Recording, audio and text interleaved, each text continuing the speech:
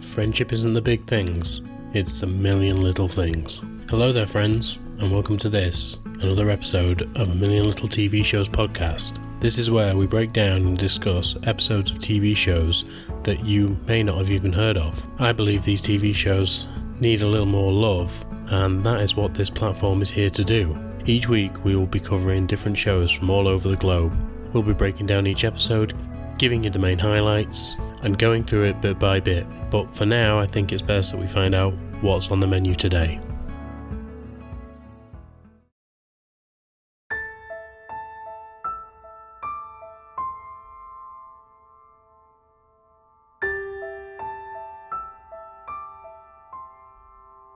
Hello there, and welcome back to this, A Million Little TV Shows podcast. This is now Season 6, Episode 7. And as for today, we are going to be doing something totally different from what I've done before, and we're going to be covering a mini-series.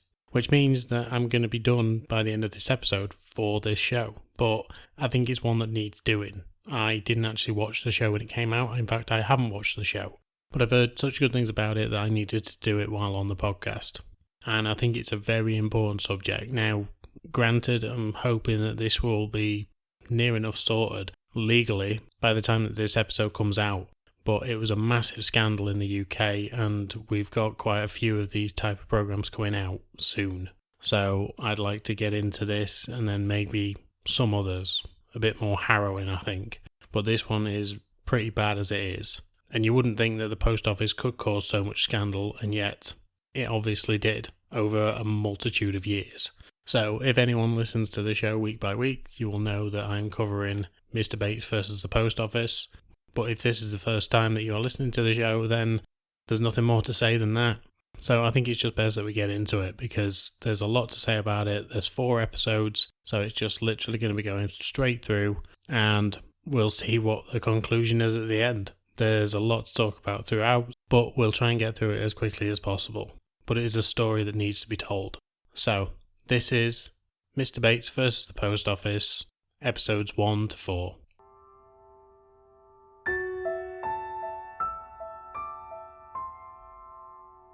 Episode 1. So we start with meeting Alan Bates, played by the incredible Toby Jones. And he's working under the post office. He's a post office submaster. And his wife or life partner, I'm not really sure which, is there with him, played by Hayley Hesmondhalgh. And her name is Suzanne. And it would seem that Alan is in a little bit of trouble, as a bunch of men walk into his branch of the post office and start intimidating him. But he doesn't back down whatsoever.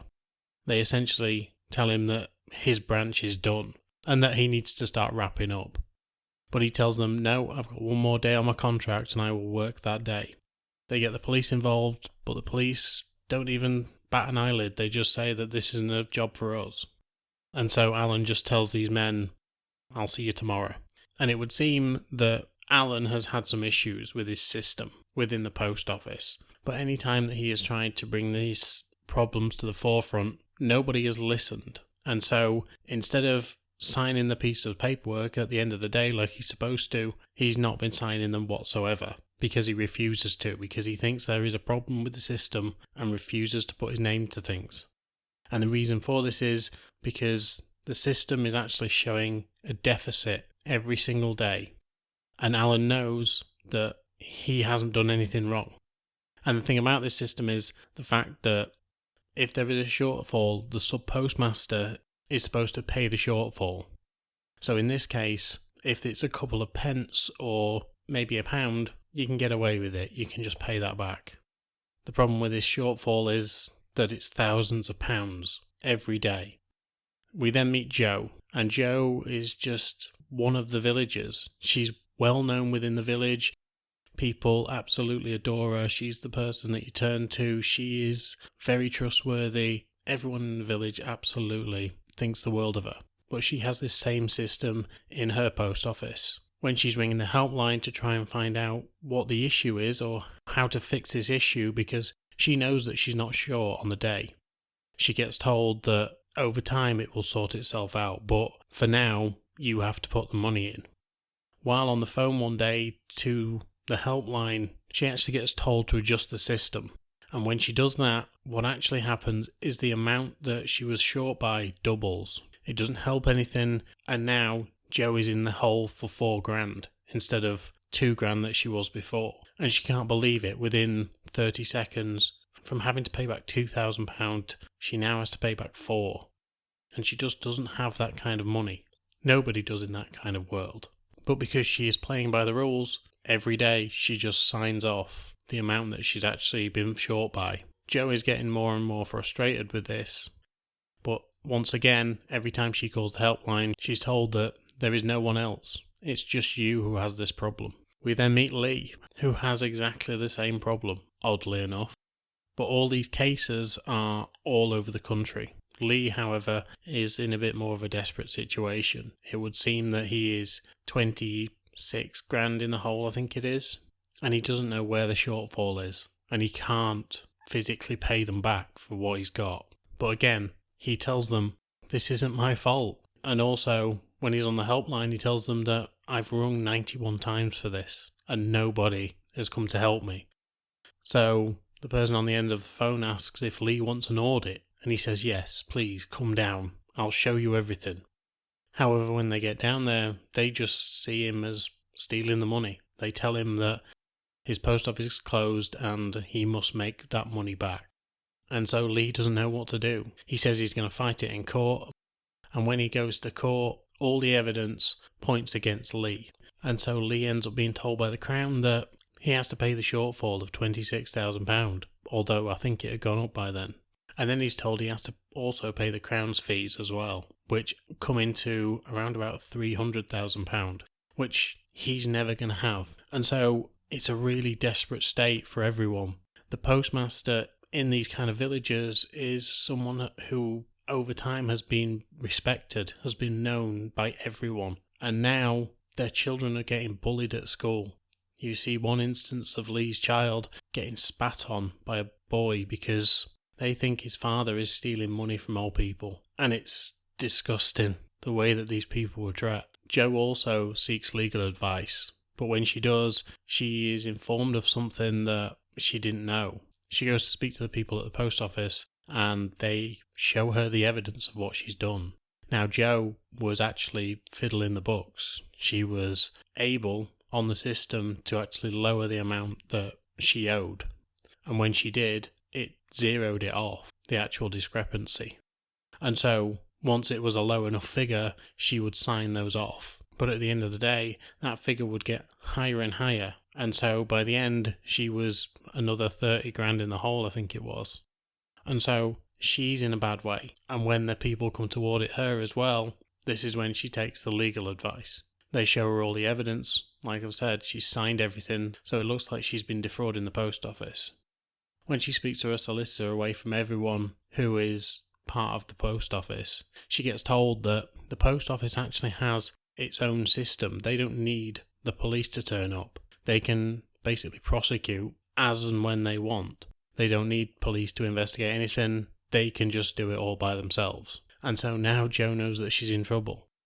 Lee tries to ring around other branches in the post office, but the post office is countrywide. It's everywhere. So essentially he's looking for a needle in a haystack right now. But when he can't actually find someone, and obviously goes to court and gets declared bankrupt because he can't actually pay them the $300,000 for their legal fees, as well as paying them the 20-odd thousand pound that he owes apparently from this system fuck up, he doesn't know what to do. He goes back working as a tradie, just as an electrician, but whatever he's taking, they're taking a lump sum out of it as well. He manages to speak to a reporter, and the reporter starts to look into it. Eventually, this reporter actually turns up at the door of Alan Bates. She finds out Alan's story and finds out that he has been trying to fight this all along, but every time that he's tried to talk to someone, they've not been bothered, whether that is within the government or the postal service or even the press. Nobody's bothered about this whole thing. And so, since he knew that he would be getting out of his contract with the postal service, he just left. They couldn't prosecute him because he didn't put his name to a thing. He just did his job. And so, when he walked away, they had no paperwork to actually catch him on, so they couldn't prosecute.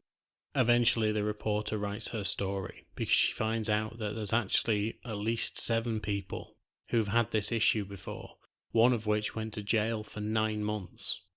And it's only after this story is published that Noel, the man who was sent down for 9 months, goes to see Jo, and he tells her his story. And it's a sad tale of how he worked for the Postal Service since he was 15. 41 years he'd worked for them, and they sent him away for 9 months because they believed that he was fiddling the books after all this time. And every one of these people had had a problem with the system that was employed there, and everyone was told, it's just you who has the problem, and nobody came to help them. Now, there's a few things that I'm proud of when I say that I'm British. One of them is the NHS. One of them can be the Postal Service as well. But after this, I was so disappointed with it. I'm finding out the stories that these people tell is insane. Alan decides, once he knows that this article is out there, to actually start looking further into this. And so he takes down all his records that he had from the post office and he starts to go through them. But also he starts to send out some information, some emails or leaflets or whatever it is, to the people who are actually sub-postmasters. And he tells them that if they have any problems with the system, to come to a meeting that he's going to set up. And so he picks a central point in the country and tells all these people to come see him. And when he first gets there, it seems to be just him, Suzanne, and Jo who turns up. And he thinks that maybe he's done the wrong thing. Only moments later, the car park starts to fill up, and they realise just how bad this has actually all gone.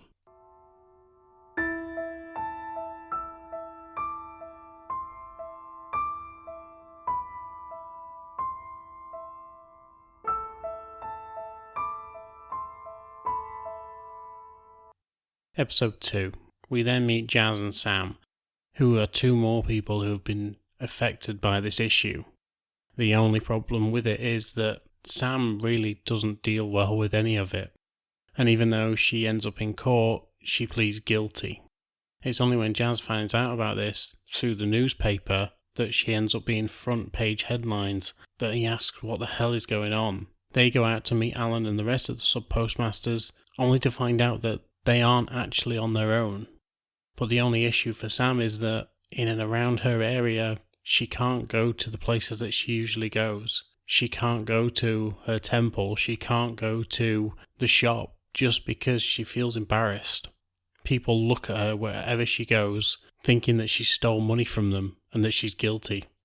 Even when she ends up back up in court and tells them that she wants to change her plea, people still judge her for what happened, to the point when she actually attempts to take her own life because she just can't handle the pressure anymore, and she would have left not only Jazz behind but her own young son. And it's so tragic to see the fact that these people have had their lives affected so much by this. Another person we meet is Michael, who used to be quite high up in the sub-postmasters, but even he has been affected by this whole situation. He was invited to go to the actual headquarters of Fujitsu, the company that make the software where all these discrepancies had happened. And when he actually gets there, he is shown a live demonstration of how to actually manipulate the figures within each store.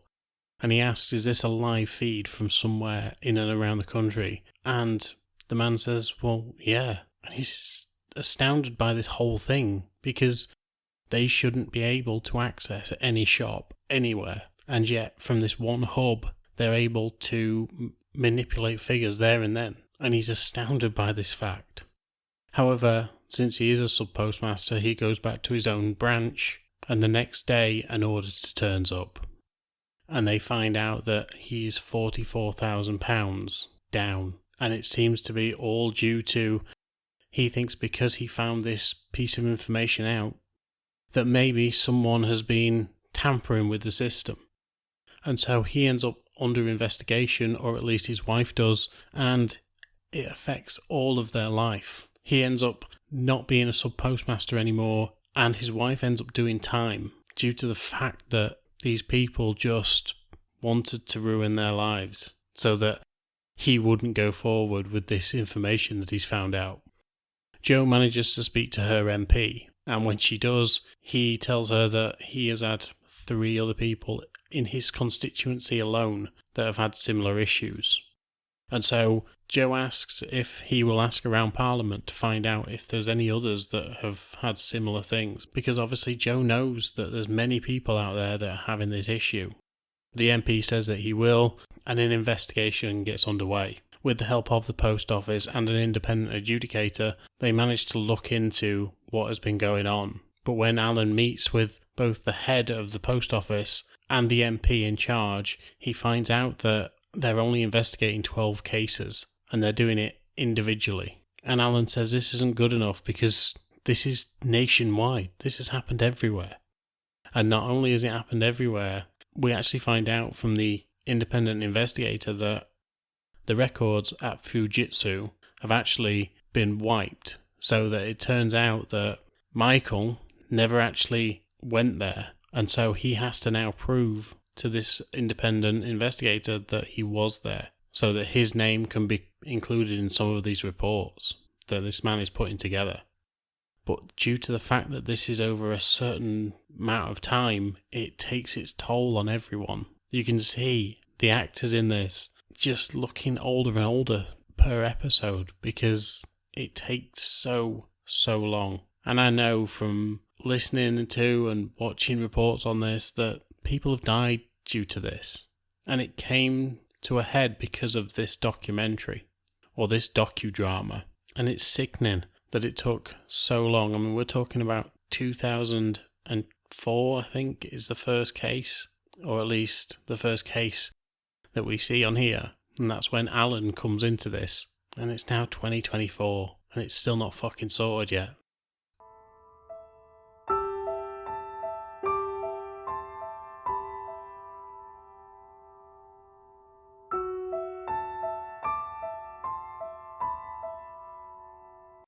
Episode 3. So we begin to see that these groups start to grow more and more as Alan does more meetings. But it would also seem that the post office is now starting to come on board with what Alan and the members of the sub-postmasters are saying. And it seems that they want to put an agreement in place so that they can start mediation, which would end up meaning that everyone will manage to get some of the money back that they've put into this. Let's not forget that these people ended up losing out on so much money. Some people remortgaged their houses, some people sold their houses, some people even had to ask their parents for money to help them out on this. And then we see another tragic case. Like I said, we heard about what happened to Sam before. What I forgot to say was that she actually ended up in hospital at one point because she was so depressed. And when they realised how bad she was, they ended up actually using electroshock therapy on her. And so at some point, she would have been in a catatonic state, all due to the fact that this system that was in place had been affecting people's lives. But then we meet Martin, and Martin was day in, day out, going into his work, going into the post office, doing his job, hating his life, day in, day out. And it was all because of this system. It got him into such financial issues that when he actually ended up being audited, he was found to be, I think it was 60-odd thousand in debt to the post office that he could never have paid back. Neither could his wife. And what's even worse for Martin is one day when he was just locking up, getting ready to go, he ended up getting robbed. And when he tried to speak to the post office about that, they blamed him for that as well. He was brutally beaten in this robbery, but still, the post office decided that it was his fault. And it's disgusting behaviour. It really is. It makes me so mad. But as I said at the end of the last episode, that people ended up taking their own lives. And that includes Martin. At one point, he heads out for work, or at least what his wife thinks is work. It's 4 days before his contract is up with the post office, due to him being fired because of the robbery.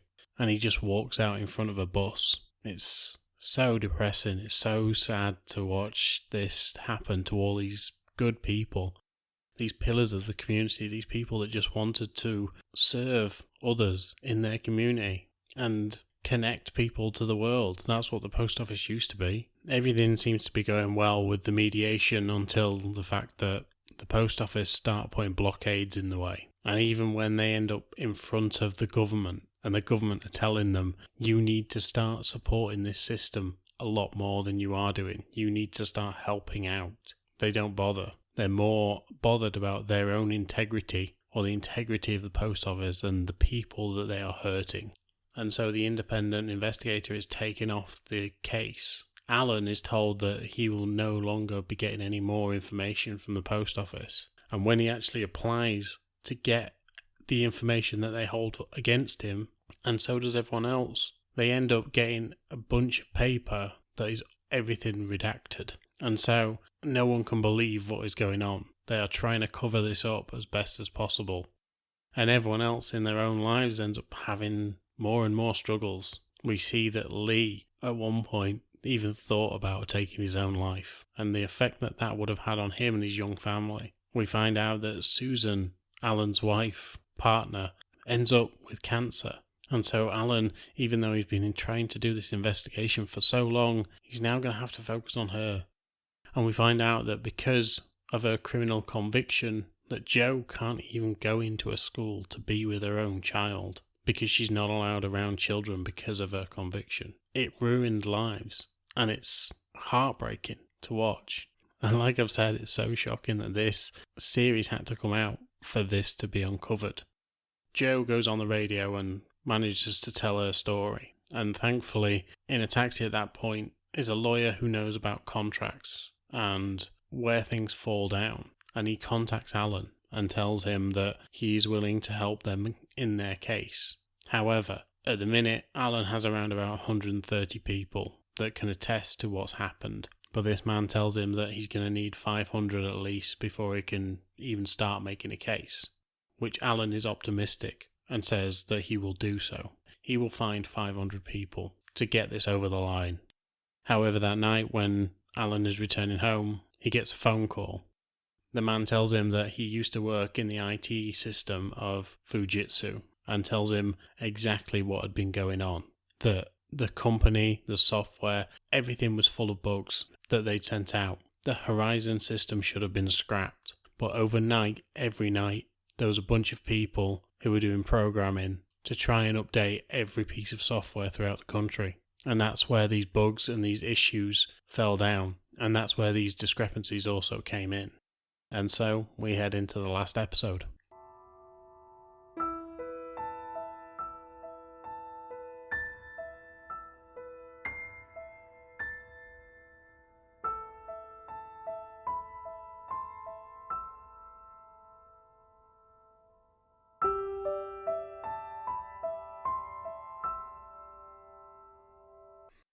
Episode 4. A lot of this episode is actually based in and around court, but when you actually see what happens on the stand, it's as if the post office weren't even thinking straight. Even their defence team falls to bits. And of course, it's a dramatisation, but it's shocking to see the lack of care that they actually gave to this whole thing. From Horizon to the actual endgame, this court case. But when they go in, Alan and his team are fully prepared, and they go through everything, and it's just one judge that they have to convince. However, when the post office team gets up on the stand, they fall to bits. And when they're asked the question about whether there could be remote access, the court is told that the post office couldn't remote access any of the system. And so when they're asked whether Fujitsu could, the post office has to answer yes, they could. And this is the big crux of the whole thing. And so now Alan has to actually get his informant about the Horizon system to come in and actually talk to the court. He's very nervous about all this, but he does. And he does an amazing job. He tells them that he knows for a fact that not only could they have access, but they could change things under the name or under the employee number of the postmaster that was working at the time. And they could do updates without them even knowing. And so when this comes out, Jo asks the question to Alan and the independent investigator, where did the money go? And the investigator tells her that essentially it could have gone anywhere, but it's probably ended up in the profit margins of the post office. And therefore, they are showing profit year in, year out that they haven't actually made. That it's money from these people that they've ripped off, the people that they employed. When they head back into court, after the judge has given his final thoughts on what would be the case, the post office appeal and say that the judge was being biased against the post office, and therefore there is a mistrial. However, this ends up getting thrown out of court because people can see that the post office are actually just desperate at this point. And Alan and his team of people win. And so 555 cases actually get overturned and are proven to be illegitimate. However, when they actually find out where the money is going to go, because they end up winning, I think, around 58 million, they're told by the lawyers that we needed to be paid, and the shareholders that invested in this need to be paid first. And so actually they only end up with around about 12 million, which when they work it out is around about 20 grand each. Some of these people lost homes, lost savings, parents lost homes, and so 20 grand isn't going to touch the sides of what they've actually lost over this period. Everyone thanks Alan for what he's done, even though they're disappointed at the final reckoning. Alan speaks to Jo and he tells her, ride this wave right now. Go back into court, go to the Court of Appeals and get your conviction overturned. You are not a criminal, and anyone else who has been convicted in this way needs to go and do the same thing. And so they end up in court as well. And because of the evidence, the overwhelming evidence, they all end up getting their previous convictions overturned. And so every single one of them ends up being able to hold their head high, finally, after all this time. Alan, however, knows that he still has a fight ahead of him, as he tells the MP and the independent investigator that he's going to go for the government this time, because someone owes him that money, and someone owes the other postmasters the money that they've lost. And so the next campaign is to go to the government and try and get this money sorted. And that is it. That is where it ended off. But because of this drama, it ended up in the public conscience. And because of that, it got the ball rolling again. It got the government talking, and it got some of these sub-postmasters, I'm not sure of the actual amount now, but at the end of the documentary, or at the end of the drama, it says 3,300 were actually implicated in this problem. And so now, as we speak, well, not right now, but the government are actually trying to get this sorted out. And I know at the end of the last government and the new Labour government, this was a hot topic, that these people needed to be paid because it was the right thing to do. And I agree with that. I feel so sorry for anyone who had this happen to them, and anyone who ended up in this fucking shit situation. But finally they're getting the justice that they deserve. The truth is coming out, and hopefully we will stop seeing things like this in our country. But anyway, this has been a hard episode, a really hard episode, and it's going to be harder to edit, and I'm not sure how well I've done on this one, because this sucked, but it needed to be told. So if you did get through this, thank you so much. Also, if you'd like to listen to something a little bit less mind-blowing, hardcore, draining, please go and listen to me over on Patreon, where I'm discussing Game of Thrones at the minute. I am currently on season 2. I am partway through that, and I am releasing 2 episodes every Friday. So hopefully if you come and join me over there, you can enjoy that. But until next time, I hope you are doing well out there. I will speak to you soon. Bye.